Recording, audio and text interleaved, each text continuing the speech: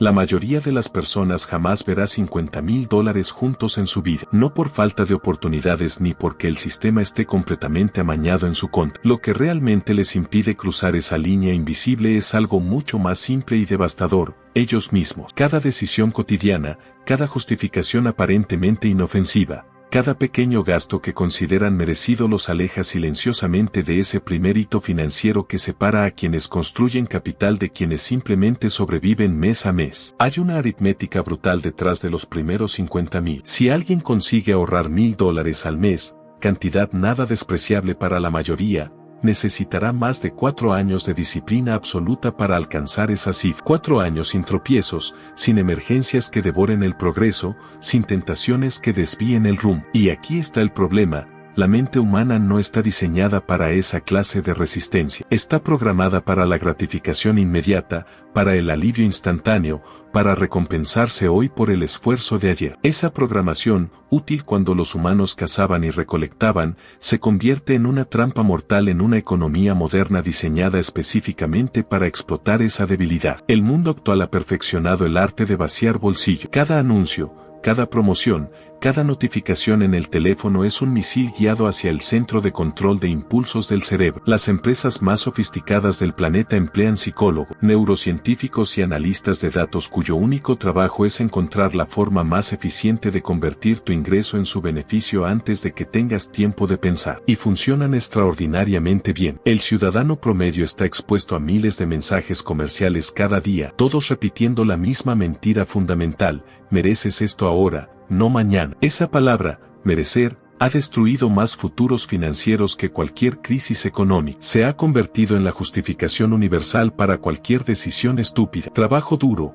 merezco unas vacaciones caras. He tenido una semana difícil, merezco ese restaurante elegante. Llevo años con el mismo coche, merezco uno nuevo. La lógica parece impecable en la superficie, pero oculta una falacia peligrosa. Confunde esfuerzo con resultado, sudor con sabiduría. El hecho de que alguien trabaje duro no le otorga automáticamente el derecho de vivir por encima de sus posibilidades. El universo no lleva un registro de méritos que se traduzca en permiso para gastar lo que no se tiene. Quienes han vivido esta experiencia en España conocen esa sensación particular de ver cómo cada pequeño progreso financiero es devorado por algún gasto imprevisto o, más frecuentemente, por algún capricho justificado. La cultura del tapeo, las cenas que se alargan, los fines de semana que empiezan el jueves, todo forma parte de un entramado social donde no participar significa quedar fuera. Y ese miedo a quedar fuera, esa necesidad de pertenecer, cuesta mucho más que dinero. Cuesta la posibilidad de construir algo duradero. El problema no es disfrutar la vida. El problema es no entender que hay un orden correcto para las cosas. Primero se construye la base, después se disfruta desde la seguridad. La mayoría lo hace al revés. Primero disfruta a crédito, después pasa décadas pagando por momentos que ni siquiera recuerda con claridad. Un estudio realizado entre profesionales de ingresos medios en Estados Unidos reveló algo perturbador.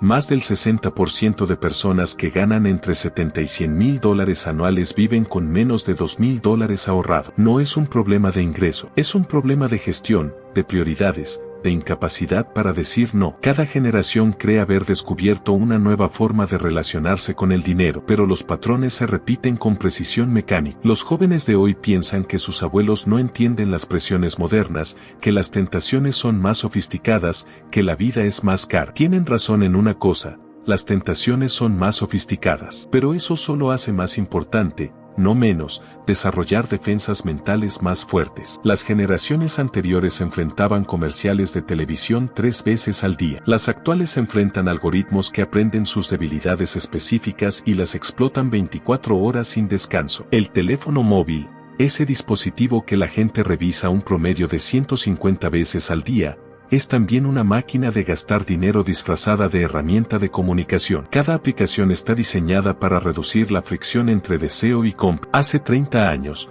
comprar algo requería salir de casa, conducir hasta una tienda, buscar el producto, hacer cola, pagar. Cada uno de esos pasos era una oportunidad para reconsiderar, para enfriarse, para decidir que quizás no era tan necesario. Ahora, entre ver algo y comprarlo median 3 toques en una pantalla y 30 segundos. La fricción ha desaparecido, y con ella, cualquier oportunidad de reflexión. Los primeros 50,000 no son simplemente un número, son una prueba de carácter disfrazada de meta financiera. Miden algo más profundo que la capacidad de ganar dinero. Miden la capacidad de no ser idiota con el dinero ganado. Y resulta que la segunda habilidad es mucho más rara que la primera. Hay millones de personas capaces de generar buenos ingresos. Hay muchas menos capaces de mantener sus gastos significativamente por debajo de esos ingresos durante el tiempo suficiente para acumular algo real. La diferencia entre ambos grupos no es inteligencia ni educación. Es autocontrol, esa cualidad pasada de moda que ahora suena casi ofensiva en una cultura obsesionada con la autenticidad y la autoexpresión. La paradoja cruel es que los primeros 50,000 son los más difíciles precisamente cuando menos se nota su ausencia. Cuando alguien no tiene nada ahorrado,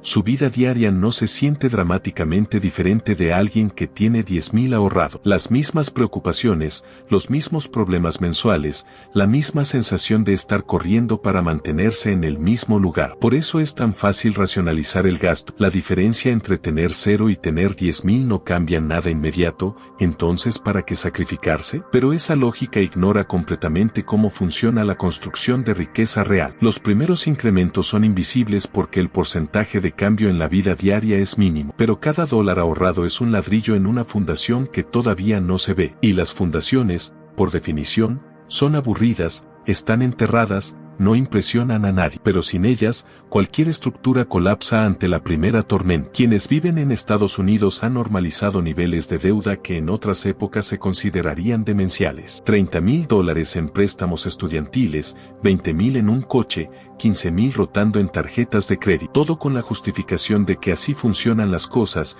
que todo el mundo lo hace, que es imposible vivir de otra manera. La presión social para gastar es invisible pero omnipresente. Opera a través de comparaciones constantes, de la sensación de quedarse atrás, de la necesidad de señalizar éxito antes de tener. Las redes sociales han amplificado este fenómeno hasta niveles patológicos. Cada día, millones de personas consumen un flujo interminable de vidas aparentemente perfectas, vacaciones exóticas, restaurantes caros, ropa de marca, experiencias únicas. Y aunque racionalmente entienden que están viendo una versión editada y curada de la realidad, emocionalmente no pueden evitar sentir que su propia vida es inadecuada en comparación. Esa inadecuación se monetiza inmediatamente. La incomodidad con la propia situación se convierte en motivación para comprar, para mejorar, para alcanzar ese estándar artificial que nunca se puede alcanzar porque siempre se mueve un paso adelante. Es una cinta de correr diseñada para mantener a la gente corriendo eternamente sin llegar a ningún lado. Y el precio de entrada a esa cinta es exactamente el dinero que debería estar acumulándose hacia esos primeros 50,000. Existe un fenómeno que los economistas conductuales llaman contabilidad mental,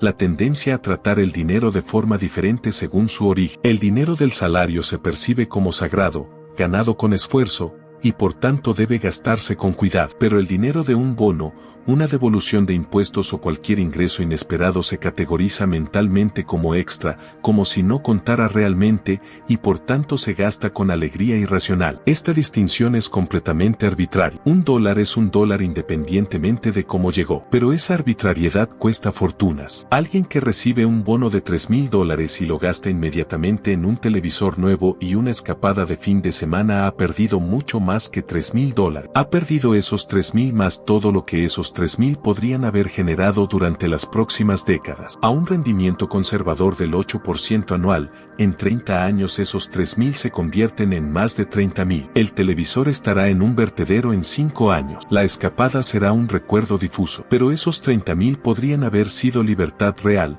opciones reales, seguridad real. La incapacidad de ver el costo de oportunidad es quizás la mayor ceguera financiera que existe. Cada gasto tiene un precio visible y un precio invisible. El precio visible es lo que dice la etiqueta. El precio invisible es lo que ese dinero no podrá hacer por ti en el futuro. Comprar un coche de 40,000 cuando uno de 25 cumpliría la misma función tiene un precio visible de $15,000 de diferencia. Pero el precio invisible, asumiendo que esos 15,000 podrían invertirse durante 20 años al 8%, es casi $70,000. Ese es el precio real de impresionar a los vecinos con un coche más bonito. Y aquí está el insulto final. Los vecinos no están impresionados. Están demasiado ocupados tratando de impresionar a otros con sus propias compras estúpidas. Es un círculo vicioso donde todos participan voluntariamente en su propia destrucción financiera para obtener aprobación de personas que no les importan realmente. Si se pudiera hacer una radiografía financiera de cualquier vecindario aparentemente próspero, se descubriría que detrás de esas fachadas perfectas hay balances catastróficos, deudas crecientes y ansiedad persistente. Los primeros 50.000 duelen porque requieren atravesar una fase donde el progreso es real pero imperceptible. Es como ver crecer el cabello. Sucede, pero no se nota día a día. Se necesita comparar una foto de hace 6 meses con el presente para ver la diferencia. Con el ahorro pasa igual. Alguien que aparta $500 al mes no siente ningún cambio dramático en su vida el primer mes, ni el tercero, ni el sexto. La vida sigue siendo la misma serie de problemas mensuales, la misma cuenta regresiva hasta el próximo salario. Y en ese aparente estancamiento, la tentación de rendirse es enorme. La gente quiere resultados instantáneos en un juego que por naturaleza es lento. Quieren sentir el impacto de sus sacrificios inmediatamente, ver cómo su vida cambia de forma visible y rápida. Pero la acumulación de capital no funciona así. Funciona en silencio, de forma compuesta, con una lógica exponencial que al principio parece casi insultante de tan lenta y después se vuelve casi mágica de tan rápida. Pero ese después solo llega para quienes aguantan el ahora, y la mayoría no aguanta. El enemigo no es externo, no es el gobierno que cobra impuestos, ni la inflación que erosiona el poder adquisitivo, ni siquiera las corporaciones que diseñan productos para ser irresistibles. El verdadero enemigo es interno. Es esa voz que susurra lo merezco cada vez que aparece una tentación. Es esa racionalización instantánea que convierte cualquier capricho en una necesidad legítima. Es esa incapacidad de distinguir entre querer algo y necesitar. Y sobre todo, es esa negación persistente de que las pequeñas decisiones diarias importan. Porque importan. Cada pequeña decisión es un voto a favor o en contra del futuro que alguien dice querer. Los $3 del café comprado en lugar de preparado en casa son un voto. Los $15 del almuerzo fuera en lugar del tupper traído son un voto. Los $50 de la cena del viernes porque nos lo merecemos son un voto. Ninguno de esos votos individuales parece importante, pero sumados durante un año, durante 5 años, durante una década, esos votos deciden elecciones, y la mayoría vota consistentemente en contra de sus propios intereses sin siquiera darse cuenta. En España, existe una expresión que captura perfectamente esta mentalidad: no pasa nada. Se usa para minimizar, para restar importancia, para justificar excesos pequeños. No pasa nada si hoy gastamos un poco más. No pasa nada si este mes no ahorramos. No pasa nada si nos damos este capricho. Y tienen razón. No pasa nada, hoy. El problema es que no pasa nada repetido 1000 veces durante 10 años se convierte en ya pasó todo, y lo que pasó es que se desperdició una década entera que no volverá. El tiempo es el ingrediente secreto de la construcción de riqueza, pero solo funciona si se le da algo con que trabajar. Una cuenta vacía con 30 años por delante tiene potencial. Una cuenta vacía con 5 años hasta la jubilación es una tragedia. Y entre esos dos extremos hay miles de personas que van cumpliendo años, viendo pasar el tiempo, prometiéndose que el próximo año será diferente, que pronto empezarán en serio, que cuando reciban el siguiente aumento, cuando paguen aquella deuda, cuando termine aquel compromiso. Siempre hay una razón para posponer, siempre hay un obstáculo conveniente que justifica la inacción. Pero la realidad es que nunca hay un momento perfecto. Siempre habrá gastos imprevistos, siempre habrá tentaciones, siempre habrá razones aparentemente legítimas para posponer el ahorro. Esperar al momento ideal para empezar es garantizar que nunca se empezará. El momento ideal es una fantasía. El momento real es ahora, con todas sus imperfecciones, con todos sus obstáculos, con todas sus limitaciones. Empezar imperfectamente hoy vence infinitamente a empezar perfectamente nunca. Los primeros 50.000 no requieren un salario de 6 cifras. Requieren algo mucho más raro: la capacidad de vivir consistentemente por debajo de las posibilidades, independientemente de cuáles sean esas posibilidades. Alguien que gana 30.000 al año y vive con 25 está en mejor posición que alguien que gana 100.000 y vive con 105. El primero está construyendo margen, opciones, futuro. El segundo está construyendo una prisión de lujo, pero prisión al fin. Y aquí está la ironía más cruel: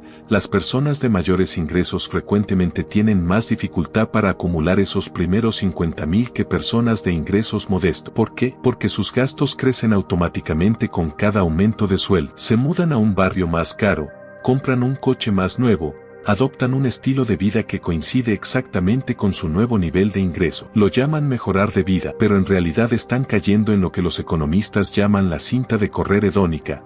Correr más rápido para mantenerse en el mismo lugar. Un médico que gana 200.000 al año pero debe otros 200.000 entre hipoteca, préstamos estudiantiles y pagos de coches es funcionalmente más pobre que un electricista que gana 60.000 y solo gasta 40. El electricista puede atravesar una pérdida de empleo, una emergencia médica, una crisis económica. El médico está a un par de meses de catástrofe financiera, pero en la superficie, el médico parece exitoso y el electricista parece común. La apariencia miente, los números no. Quienes entienden esto profundamente desarrollan lo que podría llamarse inmunidad al estatus. Dejan de preocuparse por cómo los perciben otros y empiezan a preocuparse por cómo se perciben a sí mismos cuando revisan su balance. Desarrollan la capacidad de conducir un coche de 10 años sin sentir vergüenza, de vivir en un apartamento modesto mientras sus compañeros de trabajo presumen de casas grandes, de vestir ropa funcional en lugar de marcas reconocibles. No porque sean tacaños o miserables,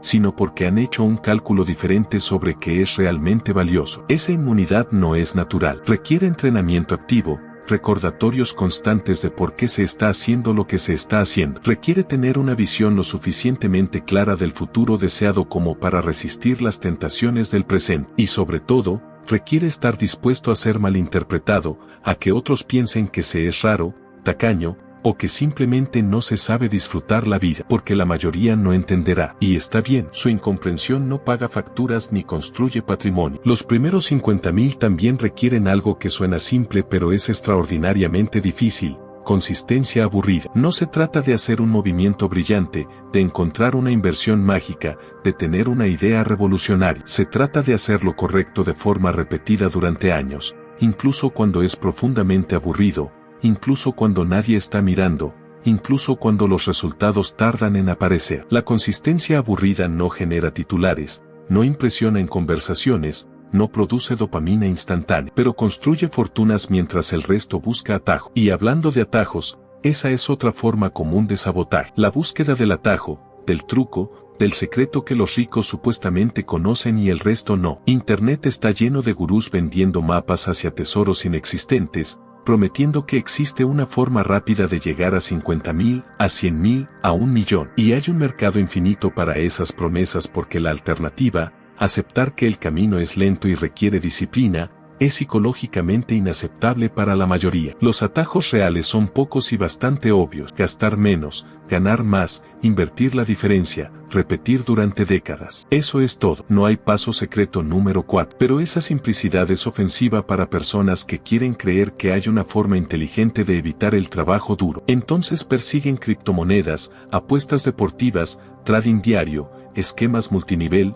cualquier cosa que prometa resultados rápidos sin esfuerzo sostenido. Y cada uno de esos caminos los aleja más de los 50.000 que dicen querer. La educación financiera básica no es complicada. Un adolescente puede entender que gastar menos de lo que se gana y ahorrar la diferencia eventualmente construye capital. Pero entender conceptualmente y ejecutar conductualmente son cosas completamente diferentes. Es como la diferencia entre saber que el ejercicio y la dieta saludable llevan a perder peso y realmente perder peso. El conocimiento es trivial. La ejecución es donde se separan los resultados. Y la ejecución requiere sistemas, no motivación. La motivación es emocional, fluctúa, desaparece el martes después de un lunes difícil. Los sistemas son mecánicos, funcionan independientemente del estado de ánimo. Alguien esperando sentirse motivado para ahorrar nunca ahorrará consistentemente. Alguien que automatiza una transferencia de $500 a una cuenta de ahorro el mismo día que recibe el salario ahorrará independientemente de cómo se siente. El dinero desaparece antes de poder ser gastado, antes de que la mente tenga oportunidad de justificar su uso. Esa automatización es crítica porque elimina la decisión diaria. Cada decisión requiere fuerza de voluntad,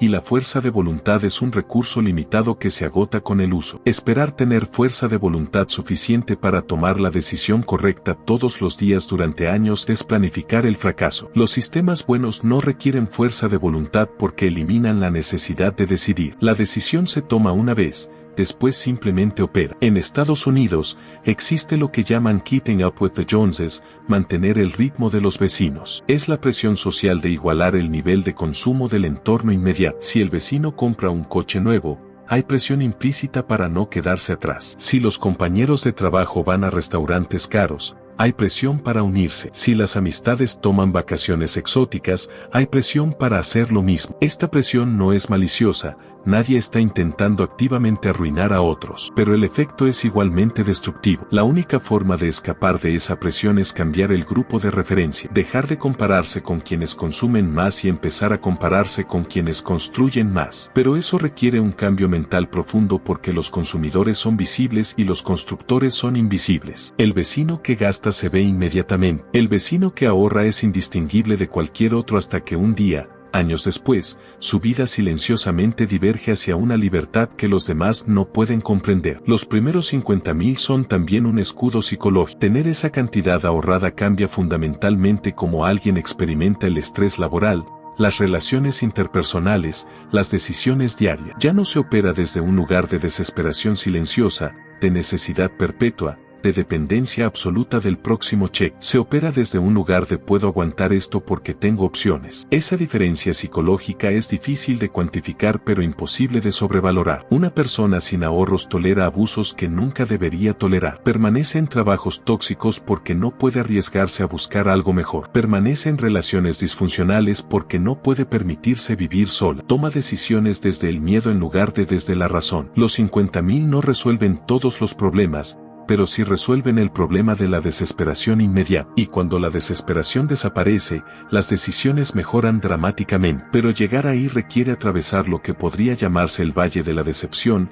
ese periodo largo donde el esfuerzo es máximo y los resultados parecen mínimos. $1,000 ahorrados no cambian la vida. 5,000 tampoco. 10,000 empiezan a ser interesantes pero todavía no son transformadores. Durante todo ese tiempo, la tentación de rendirse es constante. La diferencia entre quienes llegan y quienes abandonan no es que los primeros no sientan esa tentación, es que la sienten y continúan de todas formas. Hay algo profundamente democrático en los primeros 50,000. Están disponibles para casi cualquiera dispuesto a hacer los sacrificios necesarios. No requieren conexiones especiales, educación élite, ni suerte extraordinaria. Requieren decisión, consistencia y tiempo. Esos tres ingredientes están disponibles de forma más o menos igualitaria. Por eso, cuando alguien no los alcanza, la explicación casi siempre está en las decisiones, no en las circunstancias. Y finalmente, los primeros 50,000 son importantes porque representan el cruce de un umbral psicológico. Antes de esa cifra, el ahorro se siente como privación. Después de esa cifra,